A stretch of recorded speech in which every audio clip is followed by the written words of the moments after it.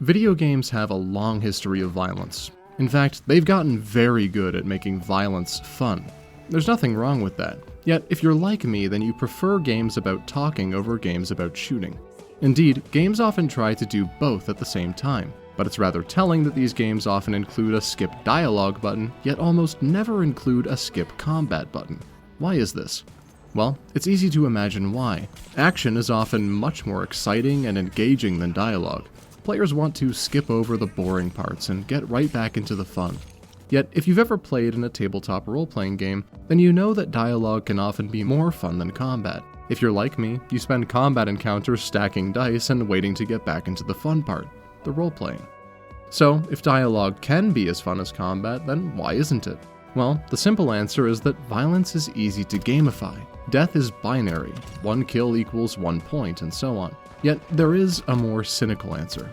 Violence sells. It is not in the best interest of massive AAA publishers to gamble on unproven mechanics and genres.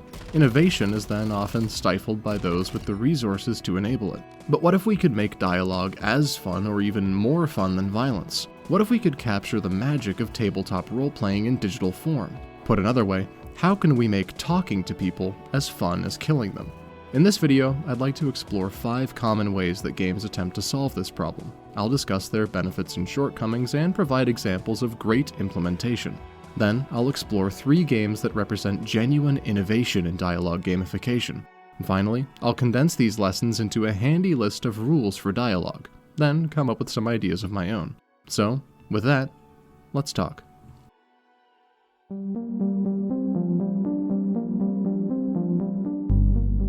The first and oldest of these mechanics are choose-your-own-adventure dialogue options.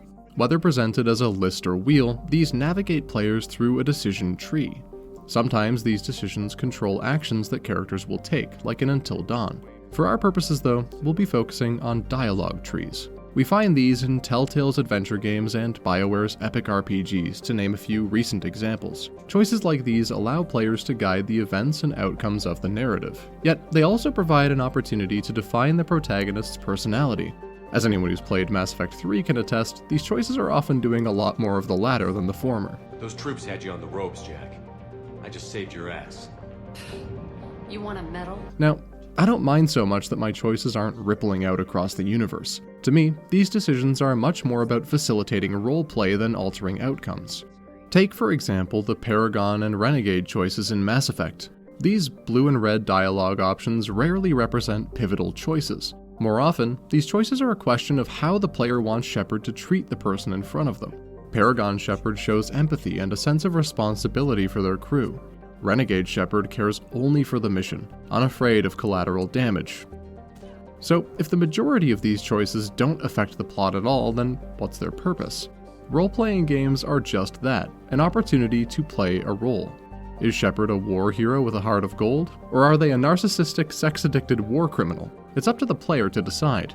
The choice, not the outcome, is what matters. BioWare's more recent outings have included a touch more nuance in this respect. Dragon Age 2 introduced a range of emotional responses to pivotal dialogues. These choices don't usually have any lasting impact on the plot, yet some characters may come to adore or despise the protagonist as a result. Now, the strength of this system is obvious. It is relatively easy to conceptualize and code. Writing a series of branching dialogue trees is a challenge, no doubt, but it is simple to visualize. Many studios have developed in-house tools to aid in this process. Of course, more options means more budget for animation and voice acting, though limiting outcomes to 2 or 3 options helps keep this work within scope. With that said, there are also obvious drawbacks. Limited options may give players the feeling they couldn't react the way they wanted to. Conversations can feel stilted and unnatural as the game waits for player input. There are only 2 possible explanations. She's either dead, or she's a traitor. Haven't known her long enough to trust her. This project was Miranda's baby. She'd never sabotage it. Night School Studios made an admirable attempt to remedy this in Oxenfree. All dialogue choices appear a few moments before the NPC finishes their sentence. This way, the player can decide how to respond without letting the silence become too awkward. We are here to drink and and be stupid. A tradition apparently started by bored recruits in the 1950s who would sneak dates over from the coastal towns. They literally called it trawling. Wait, how'd they pull that? Isn't, like, security an important thing in military bases? Yes, but apparently... In fact, the game even lets players interrupt NPCs. The fact is, your mom divorced your dad, so let's put his mind at ease and hear why. I don't really need to know the situation. Okay, just get to whatever point this is getting to. The point is, why'd your parents get a divorce? Folks won't wait forever for the player to respond though, so these choices fade away after a few moments. Now, my goal in this video is to explore the ways in which developers might make dialogue fun. These games are a pleasure to play, no doubt, though I would argue that the act of choosing these options is not in itself fun. There's just not the same tactile pleasure in clicking a dialogue box as there is in, say, firing the super shotgun. So here's a problem for you aspiring game designers. How can we make dialogue choices feel good? We'll come back to that a bit later.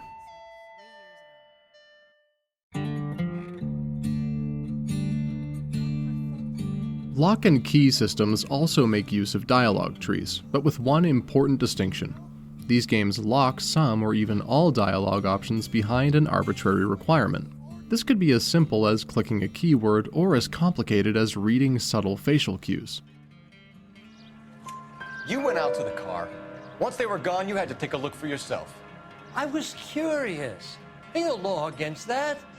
Consider Where the Water Tastes Like Wine. In that game, we travel America collecting stories to share with those we meet. Someone might ask for a sad story, but if we've already told our only sad story, they'll get bored. If they ask for an exciting story and we share one, they'll leave satisfied. Yet, the player never actually hears our character tell these stories. The act of telling them, then, is more important than their actual content. This might not be what we traditionally think of as a dialogue system. Yet, all the same, this is a mechanic by which the player engages in conversation. Consider also the ways the Life is Strange series has used lock and key dialogue. In the first entry, Max can use her rewind superpower to travel back in time at any point. This allows the player to view all possible outcomes before committing to any one choice. While it might seem that this would alleviate choice paralysis, it in fact adds another layer of tension. When you know all possible outcomes yet none seems preferable, which do you choose? This also empowers the player to collect information in the future, then use it in the past. As a petty example, we can hear Victoria's answer to Mr. Jefferson's question, then travel back to steal the credit for it. This incentivizes thorough exploration of each dialogue tree and each scene's environment. Information, one could say, is Max's true superpower. These lock and key systems also lend themselves well to games about investigation.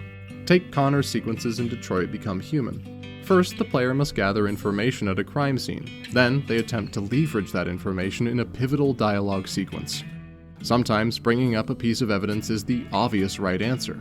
But what if that evidence pushes the suspect to break down, lash out, or even kill someone? Connor, and the player, must then be careful not to push subjects too far. Detroit illustrates this emotional balancing act with meters like levels of stress. The player always knows exactly how close a subject is to their breaking point. This compounding tension elevates Connor's sequences above the others, despite their comparatively low stakes. Of course, we can't talk about interrogations without also bringing up L.A. Noire. Each case in this police procedural follows the same formula. We collect clues, question witnesses, chase leads, and finally, interrogate our suspect. The player can then use the evidence they've collected to pry for the truth, whatever it may be. Catch is, things aren't quite as simple as asking the right questions. L.A. Noire was, and still is, famous for its groundbreaking facial capture technology. The player must not only listen to their suspect, but watch their reactions. Of course, many of these scenes lack subtlety, yet still, Team Bondi's attempt to lend realism to conversation was more than admirable. L.A. Noire may indeed be the best example of this kind of dialogue system. Few games have attempted this depth of performance capture and breadth of options. Fewer still have succeeded. However, this lock and key approach does have drawbacks. It can end up feeling like there is always a correct answer. The challenge is not to come up with that answer, but simply to unlock it. Investigative games like Detroit and L.A. Noire can easily fall into this trap. So what can we learn from these lock and key style games? Well, for one, unlocking dialogue options through gameplay can lend those choices weight. Intertwining robust dialogue systems with traditional gameplay mechanics can strengthen both. Games like LA Noire and Life is Strange only hint at the creative potential in doing so. Yet, limiting the outcomes of a conversation to a win-loss state can hinder creative roleplay. So, it is not enough to provide an abundance of choices. Our ideal dialogue system must also provide an abundance of outcomes. These outcomes must be, in some way, dynamic and reactive.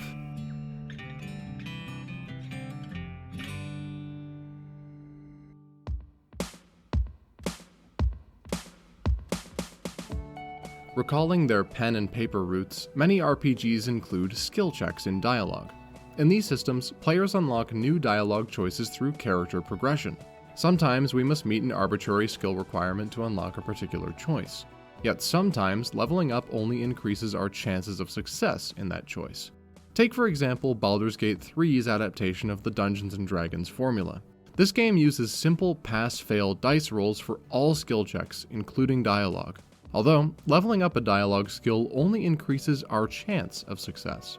An uncharismatic barbarian could still stumble his way through a negotiation. A fire-breathing sorcerer could still fail to intimidate even the lowliest goblin.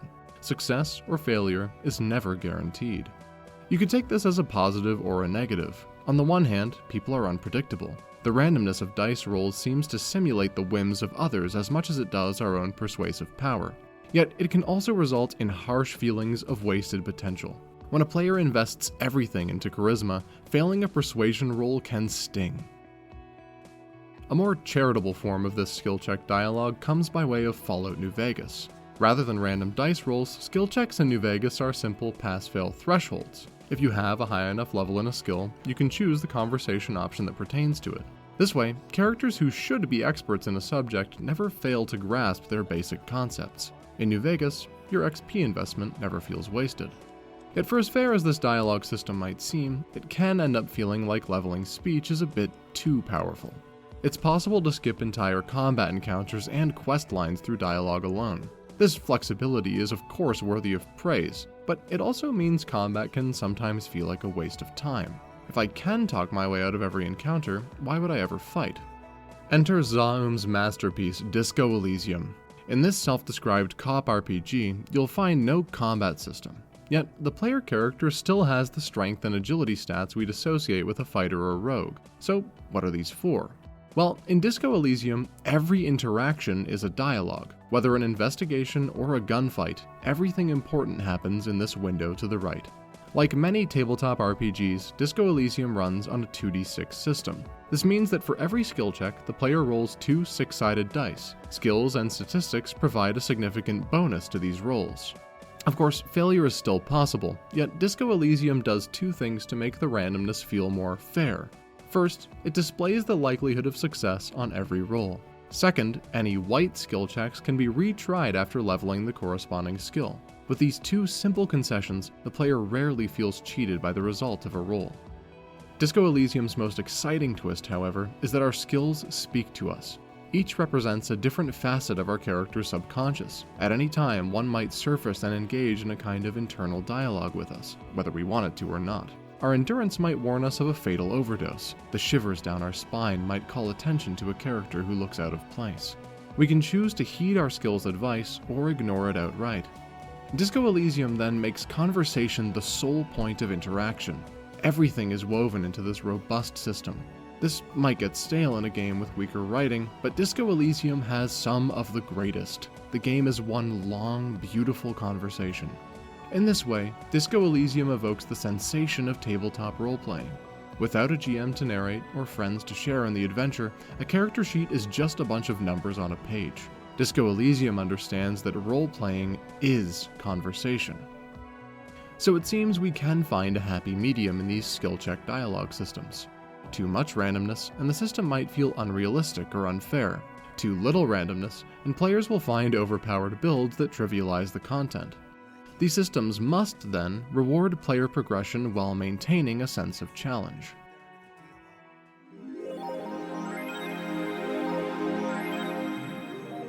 I've spoken much of dialogue systems in RPGs and adventure games so far. But of course, this leaves out an entire genre in which dialogue is the only mode of play. That is, of course, the visual novel. Now, there are some incredible visual novels out there, but unfortunately it's just not a genre I've had much experience with. However, it is important to note the difference between visual novels and kinetic novels.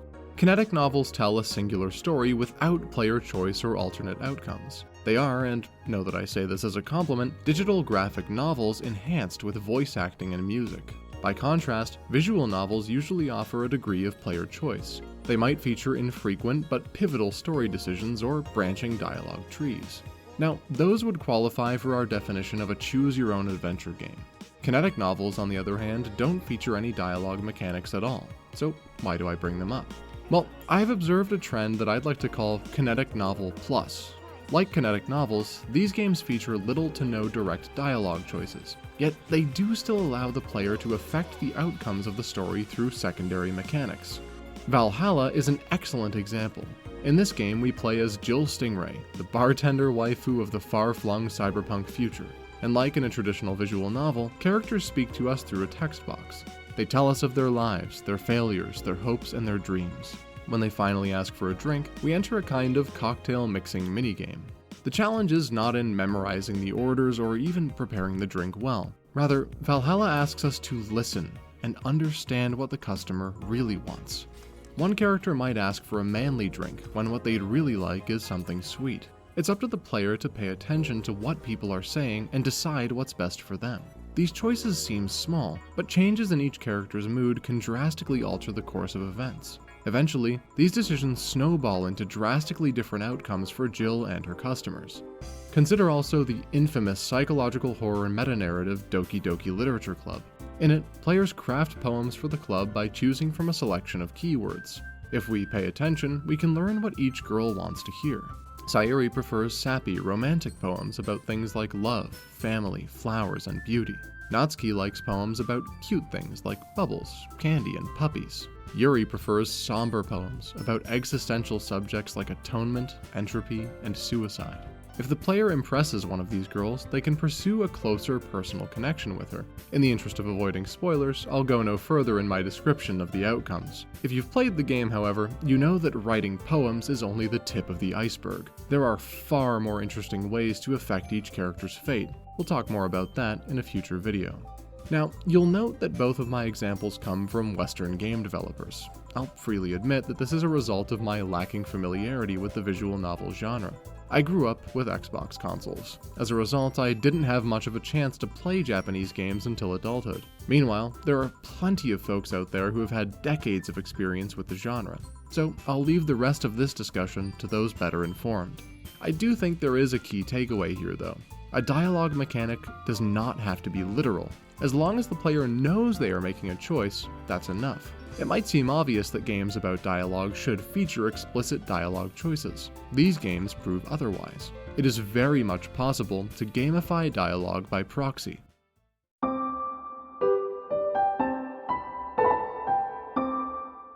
Our final category then takes this concept a step further. Why do we need to directly gamify dialogue at all? Isn't it enough to evoke the sensation of dialogue? The most famous example of this is Undertale. If you somehow haven't heard of it, this game allows players to fight or negotiate with enemies. To win a negotiation, players must complete a kind of platforming bullet hell challenge. The results of dialogue then depend as much on players' skill as their actual choices. Now, myself, I found this frustrating more than anything. I simply don't like platformers or bullet hell games. I was meeting likable characters and dreading the act of actually speaking with them. Of course, this is a matter of personal taste, but it's a complaint that I feel has some merit. After all, Undertale is famous for its world building and character development. In this way, Undertale features a very different kind of skill check. Dialogue choices are not locked behind character statistics, but player proficiency. For many games, Undertale included, this can be a very deliberate and positive design decision. Yet, this can also alienate players who are unwilling or unable to engage in these mechanics. Clay's Griftlands presents another interesting take on this style of gamification. This roguelite deck-building game features both combat and negotiation sequences. Each of these has its own bespoke set of cards and mechanics. In a negotiation, players must dispel their opponent's arguments while defending their own. Some cards might keep the player character calm and collected, while others might hurl insults and accusations at the opponent. This back-and-forth card battle evokes the feeling of a conversation without literal dialogue options. This is, however, where Griftlands fell short for me. It is admirable indeed to include a robust dialogue system as an alternative to combat, yet this feels more like a retooled combat system than a bespoke dialogue system. And while the deck building and card battling is very fun indeed, I found myself wanting for more, dialogue. I imagined that each card would represent a different choice in a dialogue tree. Perhaps this was wishful thinking on my part, but I couldn't help feeling disappointed. For as much as I do criticize, I feel these games are on the right track. Here, there are no boring dialogue wheels or quick-time events. There's real fun to be had in these systems, but they do lose something in their abstraction. We don't get the same level of conversational depth as even Mass Effect 3's binary choices. The challenge, then, is in presenting the actual dialogue. I can imagine a game like Griftlands with positive, negative, and neutral cards. Each of these might represent a different option in a dialogue scene playing out as the cards are dealt. Undertale's reactive quips are a good start, but I can imagine a far more fleshed out version of this system too. Failure in a gameplay challenge could have our protagonist blurt out something hurtful. Success might have them issue a compliment. This would allow for the same abstract mechanics while still featuring actual dialogue. In any case, I do think these games are onto something very good. With this last example, we've now examined 5 common approaches to gamifying dialogue. Of course, each has its own strengths and weaknesses. Developers would do well to pick and choose elements from each. Though, as I'm sure you're probably thinking, there are plenty of games that do not fall into these categories. So, to even things out, I'm now going to look at 3 games that attempt a truly novel approach to dialogue. As is often the case, this innovation comes from the raw creativity of indie developers.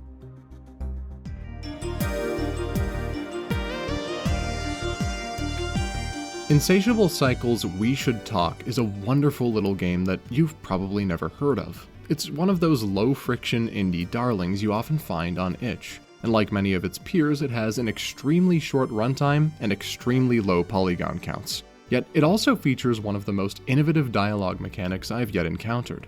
I came across this game's Steam page during my research for this video. I'll be honest, looking at these screenshots, I wasn't expecting much. Yet, the game's character models belie the true strength of its presentation. Upon starting the game, we're greeted by simple dialogue bubbles set against a moody bar. The presentation is Spartan to be sure, but it is appealing, and what it lacks for in fidelity, it makes up for in style. The bartender greets us, and we can respond with various degrees of respect for the fourth wall. Nothing unusual so far. Yet as the conversation progresses, We Should Talk reveals its clever core mechanic. Rather than choose from a list of full sentences, we instead craft our own from a selection of words and phrases.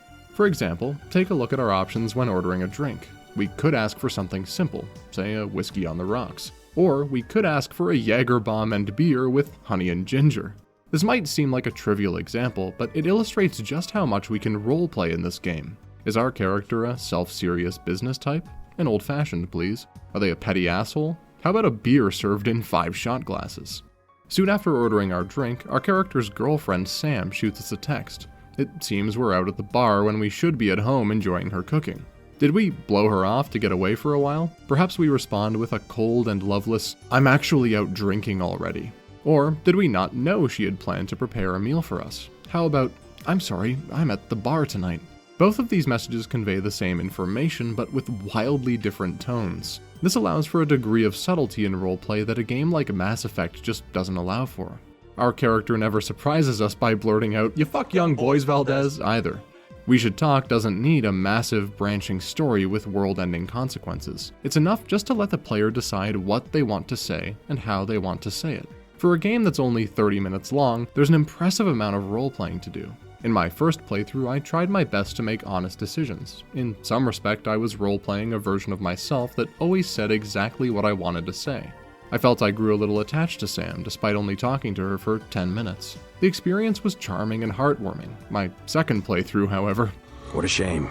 It was only on my J.C. Denton playthrough that I came to appreciate how many options the game accounted for. I crafted some fucked up, bizarre, and apathetic responses, and I laughed my ass off at how some of the NPCs responded. Of course, JC is hardly a romantic, so I not only destroyed my relationship with Sam, but also scared off an ex-boyfriend and an incel. I didn't mind so much that each playthrough followed the same formula. What mattered was that I was able to express myself and roleplay so differently each time. I can only imagine what a AAA studio could do with this mechanic and 100 times the budget. Now, if roleplay seems to be the ultimate goal of a dialogue system, is it possible to push this idea even further? Well, yes, and I can guarantee you have no idea what I'm about to say.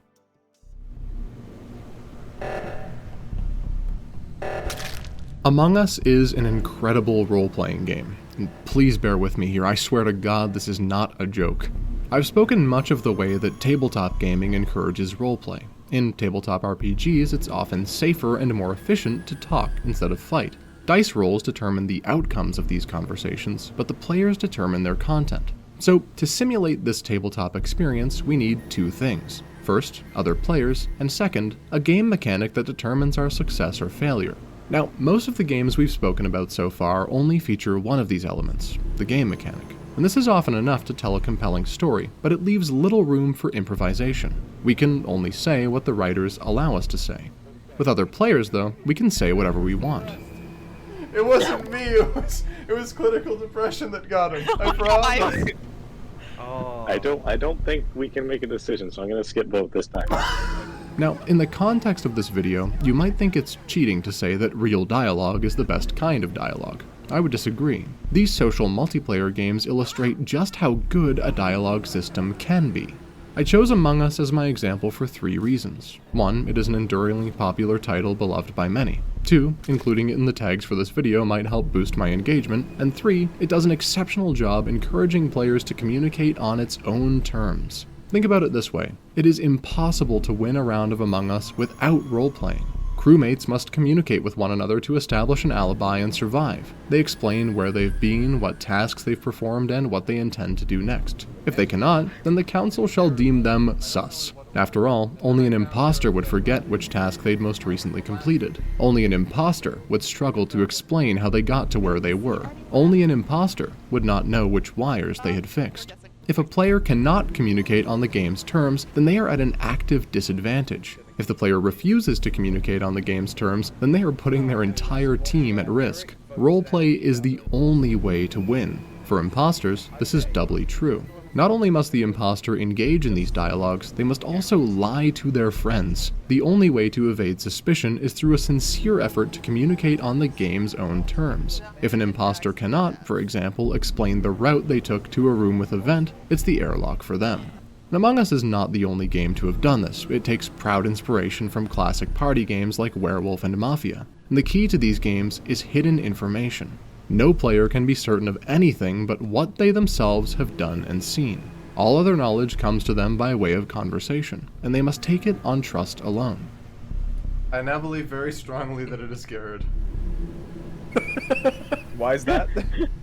Yeah, I'm gonna need more than that. Why on those cameras? What were you looking for? So I wanted to watch Rune get a kill, then I wanted to report it, and I would want to say that it was Jackson. So, the way I see it, there are 2 lessons we can learn from Among Us and its ilk. First, hidden information can ratchet up the stakes of conversation and dialogue. Second, a game needs other players to make improvisational roleplay possible. Or does it?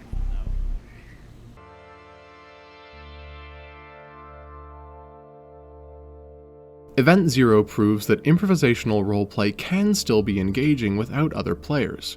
In it, we find ourselves adrift on a dying starship. Our only hope for escape rests in befriending the ship's onboard AI, Kaizen. The catch is that Kaizen is a genuine artificial intelligence. Put that way, the game might sound more impressive than it actually is. As the player explores the Nautilus, they can use terminals to speak with Kaizen. Yet, there are no preset commands. The player is free to type whatever they choose. You might ask Kaizen to open a door, or you might force it to question its own sentience. Kaizen will do its best to respond in kind. Now, because Event Zero did not cost billions of dollars, Kaizen is not a true AI. It cannot respond with believable human emotion or mimic real intelligence. Instead, it operates on a procedural chatbot-style algorithm. Kaizen's responses are not always convincing and sometimes even frustrating, but that isn't such a bad thing. Event Zero's setting is enough to alleviate any dissonance in Kaizen's behavior. It is, after all, a clunky and damaged shipboard AI. Even within the fiction, it was never intended to mimic human consciousness. The developers at Ocelot Society understood the limitations of their algorithm, so they designed the world around it to feel just as broken. They turned a limitation into a strength, and that is the mark of truly competent game developers. It seems Ocelot Society was not content to stop there, however. In fact, they may have even exaggerated some of Kaizen's evasive qualities. As the game's lead designer Sergei Mahov put it, Kaizen is fundamentally neither good nor evil, it's just infuriatingly rational. And it has this quirky personality where it won't always give you straight answers unless it feels like you really need them. And it's your job as a player to explain why you do, or to trick Kaizen into giving them to you if you figure out what it wants. This kind of heuristic mind game is core to what makes Event Zero's conversations so exciting. Sometimes Kaizen would do as I asked without question. It understood my intentions as rational. Yet there were also times when Kaizen seemed to pretend not to understand what I was asking. Had I not pressed it, I may have concluded that it had no answer to give. The fact that it tried to trick me was equal parts unsettling and fascinating. This is clearly the result of some developer meddling with Kaizen's programming. And that to me is actually more impressive than if the bot had done it on its own. Ocelot Society not only understood how to make a game with a convincing AI, they also understood how to make communicating with that AI fun. Event Zero is the closest that video games have come to simulating real improvisational roleplay. It's fun and fascinating, and its short playtime ensures that players don't get too bored with Kaizen. Perhaps Event Zero represents a possible future for role-playing games. Someday, developers might accent pre-written dialogue with procedural responses to player input. We're getting closer and closer to real-time speech synthesization every day, but there's a danger in this too. There are thousands of talented writers and voice actors in the game industry. Even the fanciest AI could not hope to replace the emotion and artistry they pour into their games. There is a place for it though, perhaps even in these same games. Developers will have to be mindful of which approach suits their needs. Yet, if Event Zero is any indication, we have an exciting future to look forward to.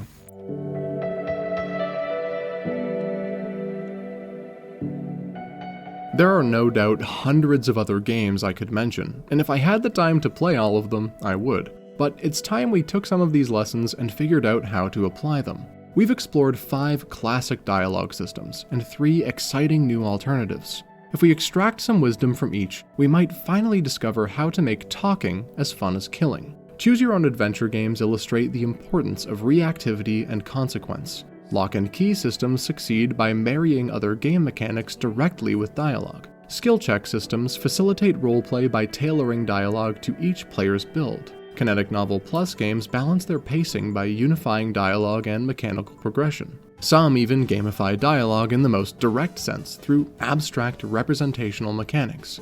We Should Talk encourages player expression through its myriad dialogue permutations. Among Us requires active participation and roleplay, forcing players to inhabit their avatar. And Event Zero hints at an exciting future of limitless roleplay and reactivity. Yet it also shows that a human touch will always be necessary to make these systems fun. So we have a lot to think about, and of course it is not necessary to apply all of these lessons to make a dialogue system fun. But by combining just some of these elements, we might imagine new and enticing game design possibilities. For example, what if we applied lock and key style investigation to a system like the one found in We Should Talk? Questioning a witness or discovering evidence could unlock new words in each scene. Asking the right question would only be half the battle. You must be mindful of how you ask a question to keep the suspect calm. These scenes could end in a kind of boss battle where players piece together the events of a crime in the correct order.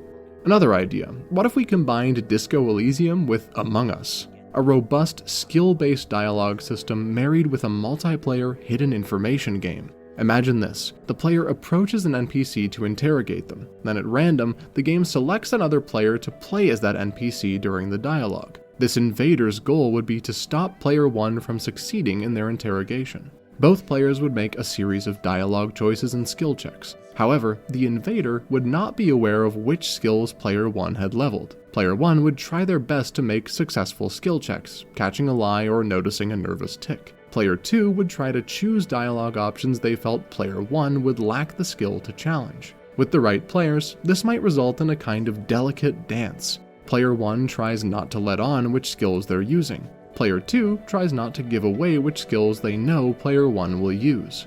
Or what if a massive AAA studio incorporated Event Zero's AI-generated dialogue into a narrative RPG? Important story scenes and pivotal dialogue sequences could still be pre-written, yet this AI would allow players to actually chat with their companions. I've already grown far too attached to a certain purple-suited space alien than I'd care to admit.